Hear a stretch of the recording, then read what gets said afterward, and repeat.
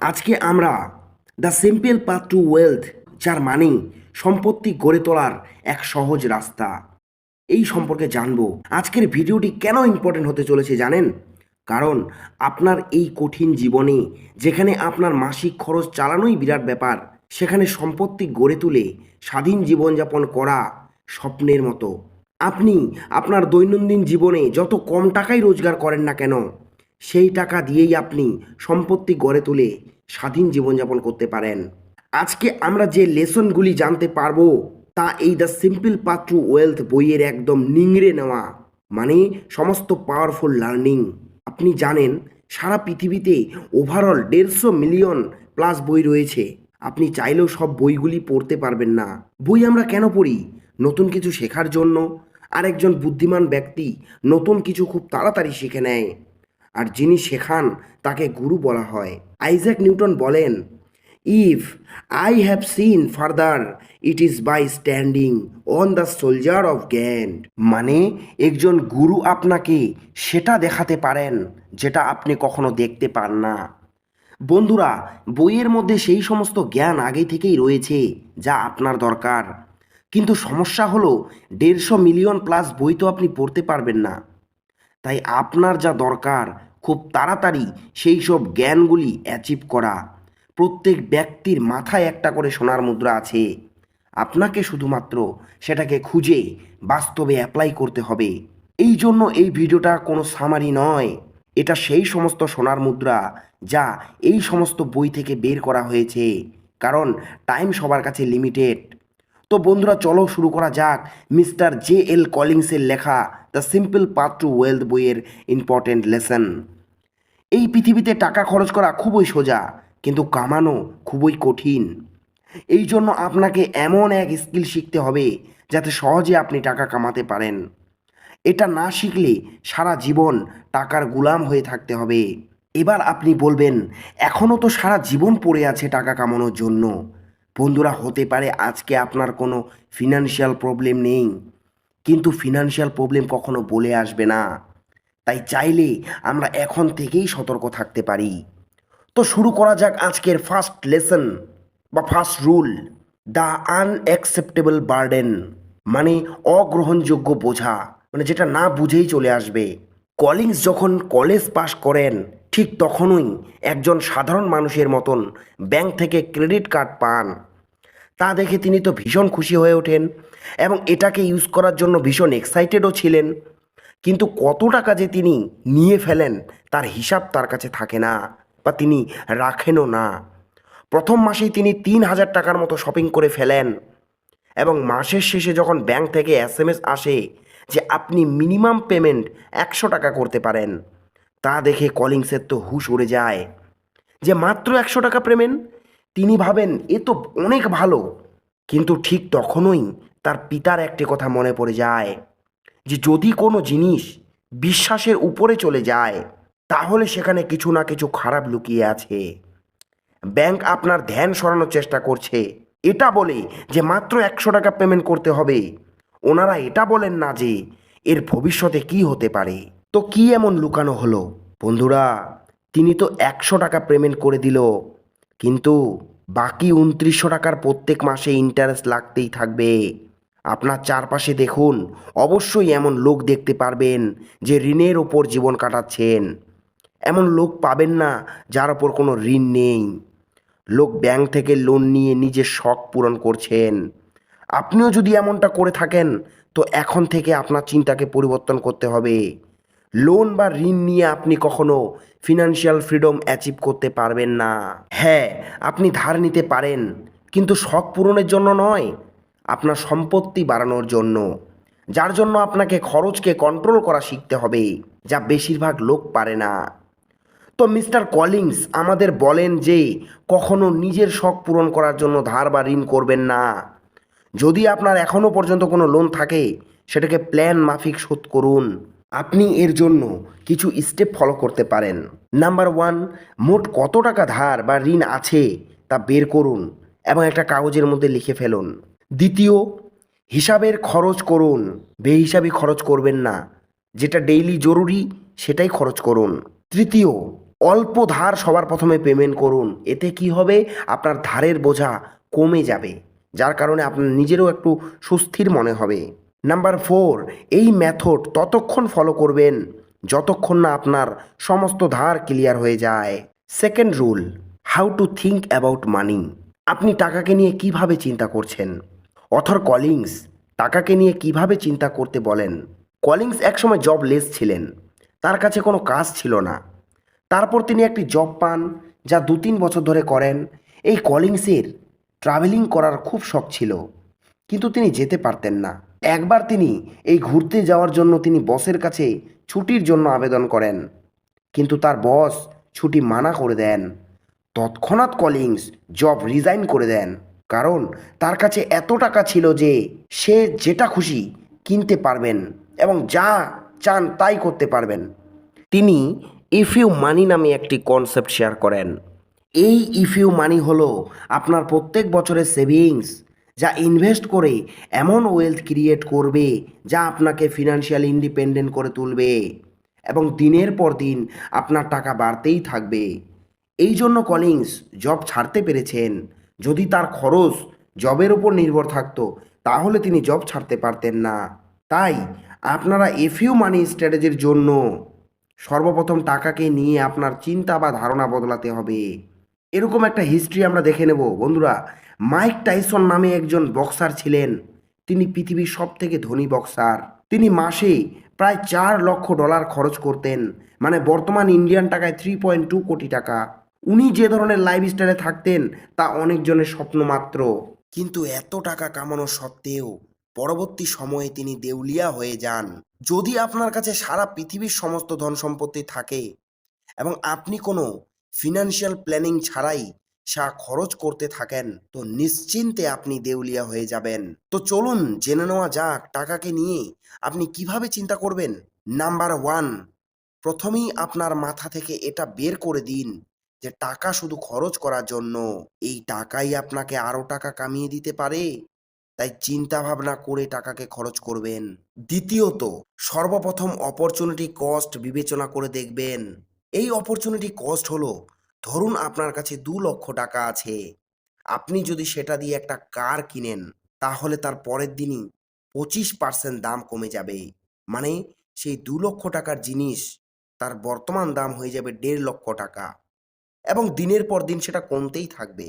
এবারে যদি আপনি সেটা কার কেনার বদলে সেই টাকাটিকে কোথাও ইনভেস্ট করেন তাহলে তা আপনাকে প্যাসিভ ইনকাম দিতে থাকবে, যা আপনার সম্পত্তিকে দিনের পর দিন বাড়াতেই থাকবে। ধরুন আপনি এই $2 লক্ষ দিয়ে কার কেনার বদলে ভারতের ইকোনমিতে ইনভেস্ট করলেন, মানে ইন্ডেক্স ফান্ডে। বন্ধুরা, আপনি যে দেশেরই হন না কেন, আপনি যদি বাংলাদেশেরও হয়ে থাকেন সেখানকারও ইন্ডেক্স ফান্ড রয়েছে। এই ইন্ডেক্স ফান্ডে আমাদের ভারতের টপ 30টি কোম্পানি আছে। সেরকম প্রত্যেক দেশেরই তার টপ ইন্ডেক্স ফান্ডে তাদের টপ কোম্পানিগুলি থাকে। তো বন্ধুরা, আমাদের ভারতের কোম্পানির কথা বলি, যা গত 40 বছর ধরে গড়ে 15% রিটার্ন দিয়েছে সাধারণ মানুষকে। তাহলে আপনি এক বছরে $2 লক্ষ 15% মানে 30,000 টাকা কামাবেন। এটাই অপরচুনিটি কস্ট। মানে আপনি ওই টাকাটি দিয়ে কোনো যদি জিনিস কেনেন, তা কেনার বদলে ওই টাকা দিয়ে যদি এমন কিছু করেন যা আপনাকে ইনকাম এনে দেবে, সেটাই অপরচুনিটি কস্ট। নাম্বার 3, ইনভেস্টমেন্টকে এক আলাদা চোখে আপনাকে দেখতে হবে। যেমন বিখ্যাত ইনভেস্টর ওয়ারেন বাফেট 2004 সালে প্রায় $25 বিলিয়ন লস করেন। এর কারণ মার্কেট ক্র্যাশ। কিন্তু তিনি মার্কেটকে ভয় পাননি। তিনি জানেন মার্কেট উপর নিচে হতেই থাকে। 2004 সালে ওয়ারেন বাফেটের নেটওয়ার্থ $62 বিলিয়ন ছিল, যা ঘেটে $37 বিলিয়ন পৌঁছায়। কিন্তু তিনি ঘাবড়ে যাননি। তিনি এই পরিস্থিতির জন্য তৈরি ছিলেন এবং 2-3 বছরের মধ্যে মার্কেট আবার নর্মাল হয়ে যায়, যেমনটা কোভিড-19 সময় হয়েছিল। আপনাকেও ঠিক একইভাবে ইনভেস্টমেন্টে টিকে থাকতে হবে যেভাবে ওয়ারেন বাফেট ছিলেন। শুধু আপনি এটুকু ধ্যান রাখবেন, যে কোম্পানির শেয়ার আপনি কিনবেন সেই কোম্পানি যেন ফান্ডামেন্টালি স্ট্রং হয়, যে কোম্পানি কখনো দেউলিয়া হবে না। নেক্সট পয়েন্ট হলো, there's a major market crash coming and even famous economist can not save you. মানে এই স্টক মার্কেট নিয়ে সারা দুনিয়ায় বিভিন্ন লোক বিভিন্ন মতামত পোষণ করেন, যার কারণে সবসময় একটা ভয় কাজ করতেই থাকে। তো মিস্টার কলিংস স্টক মার্কেটকে অন্যভাবে দেখার কথা বলেন। প্রথমত, আপনি কখনো মার্কেট ক্র্যাশকে অ্যাভয়েড করতে পারবেন না, এর কন্ট্রোল আপনার হাতে নেই। দ্বিতীয়ত, আপনাকে সবসময় মনে রাখতে হবে যে মার্কেট রিকভার অবশ্যই করবে, কারণ ইতিহাস সাক্ষী আছে যতবার মার্কেট ক্র্যাশ করেছে ততবারই রিকভার করেছে। এই ডিসিশনই আপনাকে আলাদা করবে তাদের থেকে যারা ইনভেস্টমেন্ট করে সমস্ত টাকা ডুবিয়ে দেন। তৃতীয়ত, ইনভেস্টমেন্টের জার্নি আপ ডাউন হতে থাকবে, কিন্তু এতটা রিস্ক তো আপনাকে নিতেই হবে। কখনো কখনো মার্কেট মাসকে মাস বা বছরের পর বছর ডাউন থাকবে, আপনি টেনশন করবেন না, কারণ মার্কেট তো উপরে যাবেই। চতুর্থত, একবার ইনভেস্ট করা হয়ে গেলেই চুপ থাকবেন না, শেয়ার মার্কেটের নলেজ গেইন করতেই থাকুন। এতে আপনার কনফিডেন্স আরও বাড়তেই থাকবে এবং আপনার ভয়ও কমতে থাকবে। আপনার শেয়ার যদি ডাউনে থাকে চিন্তা করবেন না, পেশেন্ট রাখুন, অবশ্যই মার্কেট রিকভার করবে, হিম্মত রাখুন। আর এই শেয়ার মার্কেটের নলেজ পাওয়ার জন্য আমাদের চ্যানেলে পেয়ে যাবেন শেয়ার মার্কেট সেশন, যেটা ফলো করলে আপনার ইনভেস্টমেন্ট জার্নি কোনো অসুবিধা হবে না। Next point, why most people loss money in the market. যেমনটা প্রথমেই মিস্টার কলিংস আমাদের বলেন যে টাকা লস করাটাও ইনভেস্টমেন্টের একটা পার্ট। আপনি যদি লস সহ্য করতে না পারেন তো ইনভেস্টমেন্টের কথা চিন্তা আপনার মাথা থেকে বের করে দিন। কিন্তু এমন কিছু উপায়েরও কথা বলেন মিস্টার কলিংস যেখানে লস হওয়ার চান্স খুব কম রয়েছে। কলিংস আমাদের কিছু গাইডলাইন দেন। নাম্বার 1, শেয়ার মার্কেটে এন্ট্রি করার কোনো রাইট টাইম হয় না। আপনার মাথায় হয়তো এটা ঢুকে আছে যে যখন মার্কেট আপ থাকবে তখনই ইনভেস্টমেন্ট করব, আর যখন মার্কেট ডাউন থাকবে তখন ইনভেস্টমেন্ট থেকে বিরত থাকব। কিন্তু আপনাকে এমন কোনো কিছু করার দরকার নেই। মার্কেটে ইনভেস্টমেন্ট করার কোনো রাইট টাইম হয় না। মার্কেট যতই আপনার ডাউনে আসুক না কেন আপনাকে হোল্ড অন করে রাখতে হবে, যতই কম রিটার্ন পান। নাম্বার 2, আপনি যখন কোনো বিয়ার পান করেন কোনো গ্লাসে ঢেলে, তো যদি আপনি তাড়াতাড়ি ঢালেন সেই বিয়ারের যে ফ্যান সেটা আপনার গ্লাসটাকে ভর্তি করে দেয়, এবং আপনি যদি আস্তে আস্তে ঢালেন তাহলে সেই ফ্যানটা আসে না। মার্কেটও ঠিক একইভাবে কাজ করে। আপনার ফোকাস সে বিয়ারের দিকে হওয়া উচিত নাকি তার ফ্যানের দিকে? আপনাকেও ধীরে ধীরে ইনভেস্টমেন্ট করতে হবে। আর এখানে বিয়ারের ফ্যান হলো মিডিয়া আপনাকে বাড়িয়ে চাড়িয়ে বুঝিয়ে দেওয়া, এই স্টক ভালো করছে, ওই স্টক ভালো খারাপ করছে, এসব নিউজ থেকে বিরত থাকুন। তাই আপনাকে নিজেকেই রিসার্চ করা শিখতে হবে। চিন্তার কোনো কারণ নেই, আমি আপনাদের গাইড করব কি করে আপনি কোম্পানি অ্যানালাইসিস করতে পারবেন। আপনারা শুধু পাশে থাকবেন, চ্যানেলটিকে সাবস্ক্রাইব করে নেবেন। Next point, keeping it simple, consideration and tools. Collins বলেন simplicity is good, simple and profitable. মানে সিম্পল সবসময়ের জন্য ভালো এবং লাভজনকও হয়ে থাকে। এমনটা নয় যে ইনভেস্টিং আপনাকে রাতারাতি ক্রোড়পতি করে তুলবে। ইনভেস্টিংয়ের দুনিয়ায় নতুনদের জন্য 3টি ইম্পর্টেন্ট কথা তিনি বলেন। নাম্বার 1, প্রথমেই আপনি দেখুন আপনি এখন ইনভেস্টিংয়ের কোন স্টেজে রয়েছেন। মানে আপনি কি টাকা ইনকাম করার জন্য ইনভেস্ট করছেন নাকি আপনি নিজের সম্পত্তি বাড়ানোর জন্য ইনভেস্ট করছেন। নাম্বার 2, আপনি কতটা রিস্ক নেওয়ার জন্য রেডি আছেন। নাম্বার 3, আপনার ইনভেস্টমেন্ট শর্ট টার্ম নাকি লং টার্মের জন্য। কলিংস এই 3টি প্রশ্নের উত্তর আপনাকে নিজেকে করতে বলেন, কারণ মার্কেটের সেফটি বলে কোনো গ্যারান্টি থাকে না। মার্কেট উপর নিচে হতেই থাকে, যা সাধারণ লোক খুব ভয় পান। কিন্তু আপনি যদি আপনার টাকাকে গ্রো করতে চান রিস্ক তো আপনাকে নিতেই হবে। আরেকটি পয়েন্ট হলো এফইউ মানি। আপনি যদি এখনও পর্যন্ত কোনো সেভিংস করছেন না তাহলে আজ থেকেই স্টার্ট করে দিন, কারণ ফিউচারে কি হবে কেউ জানে না। হতে পারে কালকেই আপনার চাকরি চলে গেল বা কোনো এমার্জেন্সি চলে আসলো, এই জন্য আপনাকে সবসময় তৈরি থাকতে হবে। মিস্টার কলিংস ইনভেস্টিং বিভিন্ন জায়গায় করার নির্দেশ দেন, যেমন স্টক, বন্ডস, ক্যাশ, স্টকস। এটার সম্পর্কে আপনারা অবশ্যই জানেন, না জানলেও কোনো ব্যাপার নেই, আমাদের চ্যানেলে ভিডিও পেয়ে যাবেন। বন্ডস, বন্ডস হলো আপনার টাকা ধার দেওয়া, সেটা গভর্নমেন্ট হোক বা কোনো কোম্পানিকে, যে আপনাকে বেশি ইন্টারেস্টের সাথে আপনাকে পে করবে। এটা সুবিধা হলো মার্কেট ডিফ্লেশন এর সময়ও কোনো টেনশন থাকবে না, অর্থাৎ মার্কেট যখন ক্র্যাশ করে তখনও আপনার কোনো টেনশন থাকবে না। ক্যাশ, এমার্জেন্সির জন্য আপনাকে অবশ্যই 1 বছরের খরচের সমান আপনাকে ফান্ড সব সময় রেডি রাখতে হবে, কারণ যখন মার্কেট ক্র্যাশ হবে তখন আপনার কোনো চিন্তা থাকবে না, আরামসে আপনি আপনার খরচ চালাতে পারবেন এবং ইনভেস্টিংয়ের ওপর কোনো প্রভাব পড়বে না। Next point, index fund are really just for lazy people, right? Mister Collins index ফান্ডকে খুব ভালো বলেন। আপনিও অবশ্যই ইন্ডেক্স ফান্ড সম্পর্কে জেনে গেছেন। তো আপনি চাইলে ইন্ডেক্স ফান্ডে ইনভেস্ট করতে পারেন, যা গত 40 বছর ধরে 15% রিটার্ন দিয়েছে সাধারণ মানুষকে।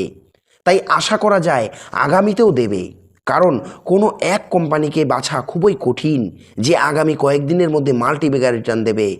ফিউচার কে দেখেছে?